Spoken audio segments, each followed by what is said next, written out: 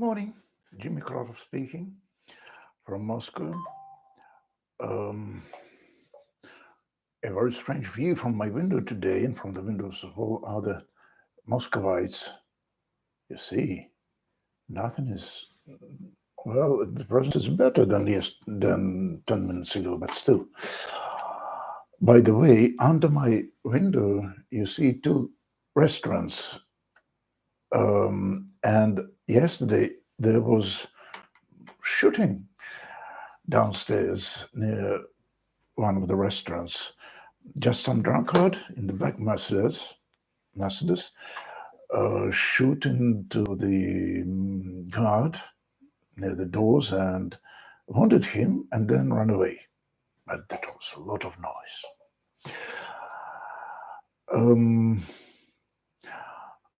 There was another Krotov. Actually, there was a lot of Krotovs.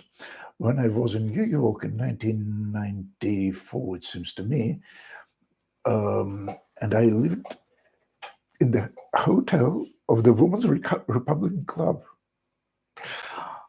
I was invited by the very right-winged think tank, Acton Institute. It was by chance.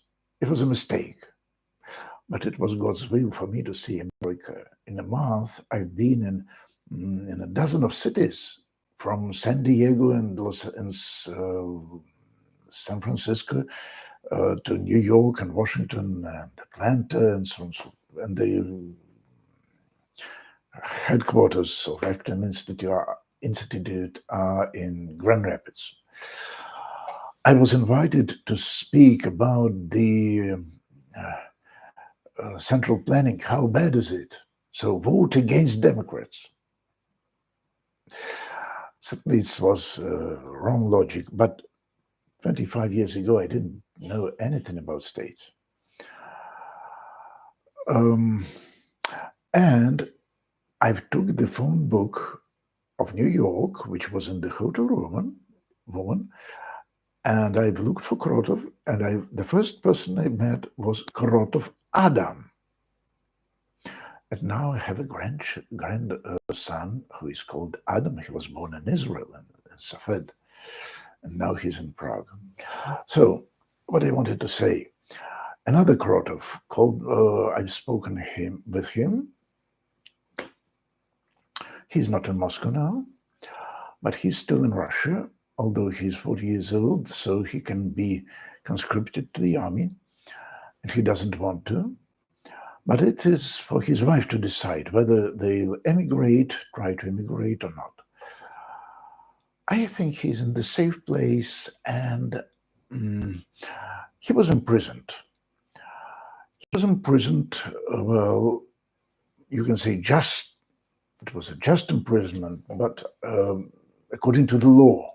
But the law is not always just. There is a lot of bad laws. Well, for example, if you decriminalize the drugs, the marijuana, then all people who went to prison for marijuana were innocent. And he told me he was imprisoned for 10 years, it seems to me. And he said to me, because it's my idea, which I've repeated several times during the last week, that prison is better than going to prison is better than going to the front, to the army. In Russia, prison is highly demonized, as well as in the Hollywood blockbusters, that in prison you'll be raped if you're a man. And it's, well, bad. And in the army, it's nice. Nice. Steven Seagal. Yeah. And he told me that I'm right, that prison, even now, is not dangerous. It is a very dull place. It is dangerous only for the people who have a tendency to the bullying. Well, you understand. No, let me check. Sorry, I definitely prefer to improvise. because it makes me more emotional. Bullying. Bullying.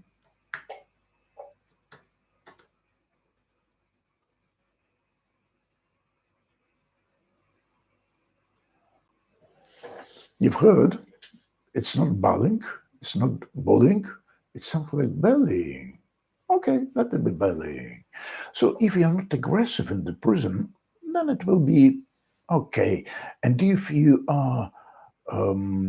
have a tendency to be self-reflecting, if you have a inner life and don't need to go to the theater and so on and so forth, it's okay. I have one habit which is not at all compatible with imprisonment. I enjoy walking. I am a great pedestrian. I enjoy thinking and praying while walking.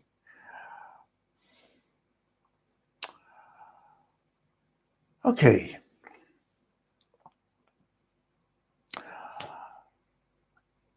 And still I think that the main source of our modern problems, let us call what is going on problems, is still the faith that goals justify means. Because you see, even Lenin and Hitler are only the echo of the Victorian faith in progress through dictatorship. Victorians were not the big Democrats, at least in colonies. They've looked at the world as racists. Russians, Indians, they are savages. Children, small children. We must make them adult. And it is just bullying, yes. And they've produced oppression, the psychology of oppression. In Britain herself, it was not very dangerous, although during the summer of 1917, they've been on the verge of revolution. When Saxe-Coburg changed their family on to Windsor in order to preserve the monarchy. But Romanovs produced Lenin with their stubbornness. No democracy. We shall manage better. We're father. And as the result, the explosion, it was the war, the fruit of capitalism, actually. And Lenin, he was another edition of Tsar Nicholas II. Yes. The same Tsar, but in Kyiv. More cannibalistic. Sorry. And then, to overcome communism, the West supported Hitler, Mussolini, Franco, Salazar, and so on and so forth, including Chile, Allende, and who killed Allende? Pinochet.